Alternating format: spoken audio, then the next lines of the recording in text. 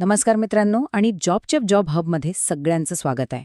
कधी विचार केलाय की एका साध्या छोट्याशा नोकरीच्या जाहिरातीत काय काय लपलेलं असू शकतं? फक्त पदाचं नाव, पगार आणि पात्रता? नाही, त्याहून खूप काहीतरी जास्त. आज आपण एका अशाच जाहिरातीची चिरफाड करणार आहोत आणि बघणार आहोत की ती एका संस्थेच्या कामाबद्दल आणि एका संपूर्ण समाजाच्या गरजांबद्दल आपल्याला काय सांगते. चला तर मग आपल्या आजच्या विश्लेषणाला सुरुवात करूया. आपल्या समोर आहे लोकपंचायत या संस्थेची एक नोकरीची जाहिरात. पहिल्या नजरेत ही एकदम साधी जाहिरात वाटते, बरोबर? पण थांबा, यातला प्रत्येक शब्द, प्रत्येक ओळ आपल्याला एक वेगळीच गोष्ट सांगणार आहे. तर या कथेचा पहिला भाग आहे काय, म्हणजे ही संस्था नक्की कोणत्या कामासाठी, कोणत्या बदलासाठी एका व्यक्तीच्या शोधात आहे. चला जरा जवळून बघूया. पदाचं नाव बघा, किशोरवयीन समन्वयक. वाह, याच एका नावात सगळं काही आलं. यावरून लगेच कळतंय की संस्थेचं लक्ष शहरांवर नाही आहे, तर थेट गावांमध्ये, तिथल्या तरुण पिढीवर आहे. हे काम म्हणजे काही एसी ऑफिसमध्ये बसून करण्याचं नाही, तर थेट लोकांमध्ये जाऊन जमिनीवर बदल घडवण्याचं आहे.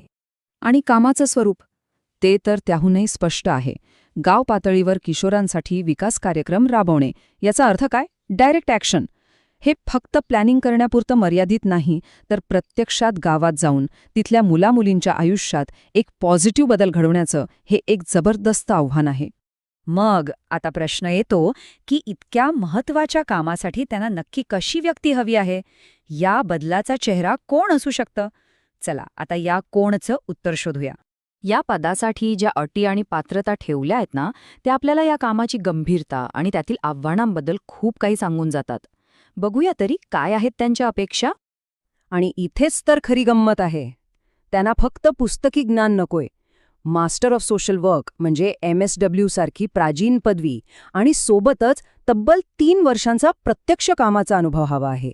म्हणजे त्यांना अशी व्यक्ती हवी आहे जिला सिद्धांत आणि व्यवहार या दोन्हीची पक्की जाण आहे. आणि सगळ्यात महत्त्वाची गोष्ट, ही संधी फक्त आणि फक्त महिला उमेदवारांसाठी आहे. यावरून संस्थेची दूरदृष्टी स्पष्ट दिसते. त्यांचा महिला सक्षमीकरणावर असलेला भर आणि विशेषतः गावातील किशोरवयीन मुलींशी सहज संवाद साधण्यासाठी एका महिला समन्वयकाची गरज हे अगदी स्पष्ट होतं. ठीक आहे, आपण पाहिलं की काम काय आहे आणि ते कोणी करायचंय. पण हे सगळं का? या सगळ्याच्या मागे कोणती संस्था उभी आहे? चला आता संस्थेबद्दल जाणून घेऊया. संस्थेचं नाव आहे लोकपंचायत आणि ओळख आहे एक सामाजिक सेवा संस्था. इथेच सगळं स्पष्ट होतं.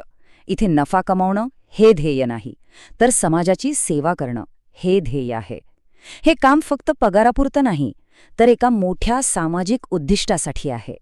आणि हे काम नक्की कुठे आहे? तर घुलेवाडी संगमनेरमध्ये. हे नाव आपल्याला सांगतं की संस्थेचं कार्यक्षेत्र एका विशिष्ट ग्रामीण भागावर केंद्रित आहे. म्हणजे ते कुठल्या तरी मोठ्या शहरात बसून योजना नाही बनवत, तर जिथे खरी गरज आहे तिथेच राहून काम करतात. तर मग इतकं सगळं ऐकून जर कोणाला या बदलाचा भाग व्हायचा असेल तर ते कसं शक्य आहे? अर्ज करण्याची प्रक्रिया काय आहे?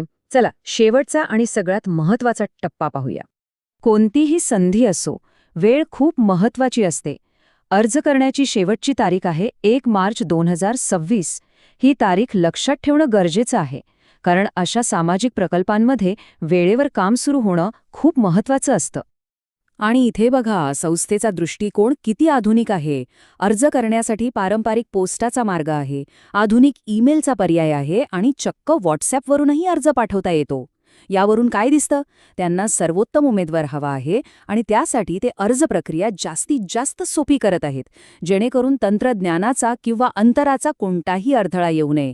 किती भारी विचार आहे हा. तर मित्रांनो, आपण यातून काय शिकलो? एक नोकरीची जाहिरात म्हणजे केवळ काही शब्द नसतात. ती एका समाजाची गरज, एका संस्थेची मूल्य आणि एका उज्ज्वल भविष्याची आकांक्षा दाखवणारा एक आरसा असते. पुढच्या वेळी जेव्हा अशी जाहिरात दिसेल, तेव्हा फक्त पदाचं नाव आणि पगार बघू नका. त्यामागे दडलेली कहाणी वाचायचा प्रयत्न नक्की करा. जॉब हबला सबस्क्राईब करायला विसरू नका. भेटूया पुढच्या वेळी.